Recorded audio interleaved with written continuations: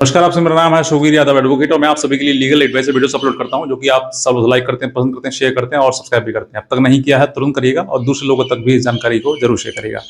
देखिए, husband wife में जब डिस्प्यूट होता है तो पत्नी जो है वो पति के जितने भी वीकनेस होती हैं, जितने भी वो उसकी कमजोरियां होती हैं, उन सभी कमजोरियों का इस्तेमाल करना शुरू कर देती है। और जिस पत्नी ने आपकी कमजोरी का इस्तेमाल करना शुरू कर दिया, तो आप ये समझ लीजिए कि वो पत्नी पत्नी नहीं है, आपके लिए दुश्मन का व्यवहार करना शुरू कर दिया उसने।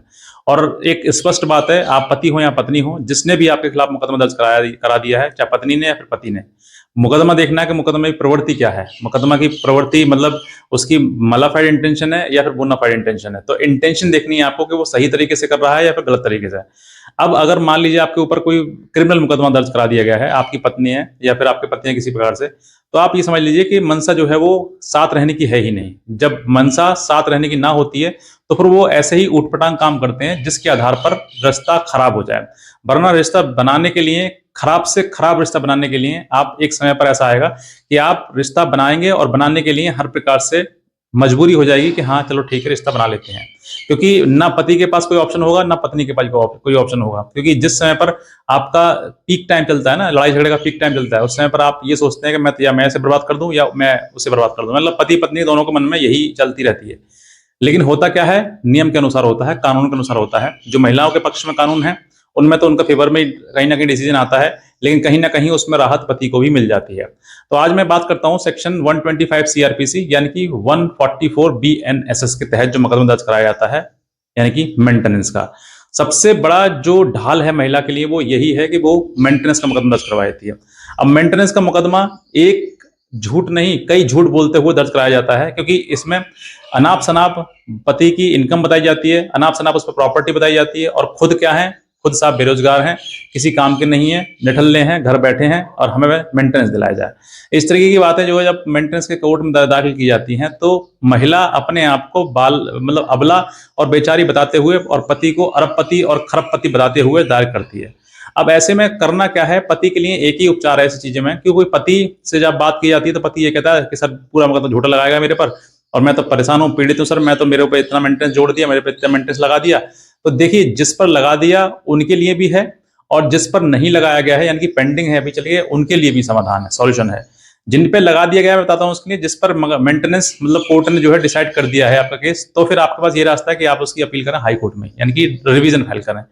और अगर नहीं लगाया आपके पास में, आपका कोर्ट में पेंडेंसी है और आप बार बार यही कह रहे हैं, चिल्ला रहे हैं, चीख रहे हैं कि झूठा मुकदमा है, झूठा मुकदमा है, तो बार बार झूठा झूठा करने से झूठा तो होने वाला है नहीं। आपको अगर दूध का दूध, पानी का पानी करना है, तो उस महिला को झूठ का झूठ बताना पड़ेगा कि ये झूठ यहाँ है, ये झूठ यहाँ है। वरना आप अपने समाज में, अपने रिश्तेदारों में, अपने लोगों से ये बोल देते हैं झूठा मुकदमा दर्ज कराया। अरे झूठा मुकदमा दर्ज कराया तो साबित करो ना उसको, तभी तो झूठा होगा। इस तरीके से तो आप झूठे झूठे करते रह जाओगे और कोर्ट से बेनिफिट ले जाएगी आपकी पत्नी। तो इसके लिए आपको एक मुकदमा दायर करना है। सबसे पहले तो बताना चाहूंगा कि जो आपको झूठ लग रहा है उस झूठ को उस पत्नी से एडमिट करवा लीजिए। एडमिट मतलब स्वीकार कर दे वो कि हाँ मैंने ये झूठ बोला है। अब हो सकता है उसने जो प्लेंट, क्योंकि मेंटेनेंस की कई स्टेज होती हैं, जब मेंटेनेंस का मुकदमा दायर किया था उसकी कई स्टेज होती हैं। पहला प्लेंट का, दूसरा एविडेंस का, तीसरा बहस का, सॉरी जिरह का, और फिर बहस का। तो ये जो स्टेज हैं, इन स्टेज में आपको जिस समय जिरह का टाइम आता है, यानी कि जब महिला से, पत्नी से जिसने मुकदमा डाला, क्योंकि साबित उसी करना है, तो उसके टाइम उस पर जिरह का आपको मौका मिलेगा। तो जब आपको मौका मिले जिरह करने का, तो उसने जितना भी झूठ बोला है उसको उसके बयान में ही एडमिट करवा लो, उससे उसको स्वीकार करवा लीजिए कि हाँ ये उसने झूठ बोला है। अब ये सब झूठ बोलता है तो उन्हीं के आधार पर फिर आप 344 की जो है वो आप प्रोसीडिंग स्टार्ट कर दे, अगेंस्ट प्रोसीडिंग स्टार्ट कर दीजिए उसके 340 सीआरपीसी की जो प्रोसीडिंग है वो पत्नी के खिलाफ स्टार्ट कर दीजिए, जिसमें कि महिला के लिए ये जो झूठ बोला है उसने, उन सभी चीजों का प्रमाण लेते हुए एविडेंस के साथ में अपनी एक फाइल पेश करें और फिर उस पर प्रोसीडिंग स्टार्ट करवाएं। जिससे क्या होगा कि महिला ने अगर झूठ बोला है, क्योंकि उसको पता लगेगा कि हाँ मैंने झूठ बोला, तो उसका दम टूट जाएगा और वो सामने से, मतलब जो अब तक लड़ने की ताकत रख रही थी, वो लड़ने की ताकत खत्म हो जाएगी और पीछे हट जाएगी। हो सकता है कि मुकदमा वापस ले लें, क्योंकि अब जो है मेंटेनेंस का मुकदमा बाद में डिसाइड होगा, लेकिन पहले 340 की जो फाइल लगाई है आपने, उस फाइल को पहले डिसाइड करा जाएगा। जैसे ही फाइल डिसाइड होगी तो वो समझ में आ जाएगा कि वाकई महिला ने ये झूठ बोला है। जब वो झूठ बोलेगी तो फिर उसको पनिशमेंट मिलेगा, और पनिशमेंट मिलेगा तो फिर मेंटेनेंस उसका छुट्टी, यानी कि मेंटेनेंस बिल्कुल खत्म हो जाएगा। क्योंकि झूठी महिला के लिए कोई मेंटेनेंस नहीं है, झूठी महिला के लिए कोई भी रियायत कोर्ट में नहीं है, क्योंकि ये सब कुछ उसने झूठ बोला है। अब ऐसी आधार पर बहुत सारे लोग ये भी कहते हैं सर कि हमारी तो बात सुनी नहीं जाती है, हमारी हमने एप्लीकेशन डाली है उसको सुनवाई नहीं हो रही है। तो आपकी पर अगर एप्लीकेशन पर सुनवाई नहीं हो रही है तो आप अपना पिटीशन की बात बार बार कहिए कि सर इस पर भी सुनवाई करी जाए। और अगर नहीं करते हैं, क्योंकि कुछ कोर्ट्स में ऐसा भी होता है कि पति की बात को साइड कर जाता है और पत्नी की बात पहले प्रायोरिटी दी जाती है। तो ऐसे में आपकी फाइल तो एक्सेप्ट हो गई ना, वो एडमिट तो हो गई ना। जब वो एडमिट हो गई है तो वो चलने दीजिए, जितनी भी स्पीड चल रही है चलने दीजिए, साथ साथ चल रही है चलने दीजिए। और अगर किसी प्रकार से आपको लग रहा है कि हाँ बिल्कुल सुनवाई नहीं हो रही और ये डिसाइड कर दिया जाएगा मेंटेनेंस केस, तो इसको एक बार हाईकोर्ट ले जाइए उठा के कि सर ये जो है दोनों पैरेलल प्रोसीडिंग है, और पैरेलल प्रोसीडिंग के मतलब बावजूद भी इस पर हमारी कार्रवाई नहीं करी, इसमें महिला झूठ बोल रही है। तो कोर्ट जो है आपको, हाई कोर्ट जो है वो ये आदेश कर देगा आपको कि पहले 340 पर पहले सुनवाई हो, उसके बाद 125 सीआरपीसी पर सुनवाई हो। तो ऐसे समय पर आपको रिलीफ मिल जाएगा, क्योंकि कहीं ना कहीं वो महिला झूठी है, और झूठी महिला के लिए इसी तरीके से जीतो मतलब एक जवाब देना है ना, वो जवाब आपको देना है।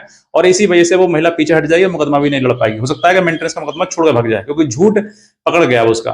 तो ऐसे में आपको ये केस डालना जरूरी है, मस्ट है। 340 का आप वो लगा दीजिए पिटीशन, और उसके बाद जो है महिला की पूरा झूठ पकड़ जाएगा, और वो पहले से ही पहले पीछे हट जाएगी कि मैं मुकदमा नहीं लड़ूंगी।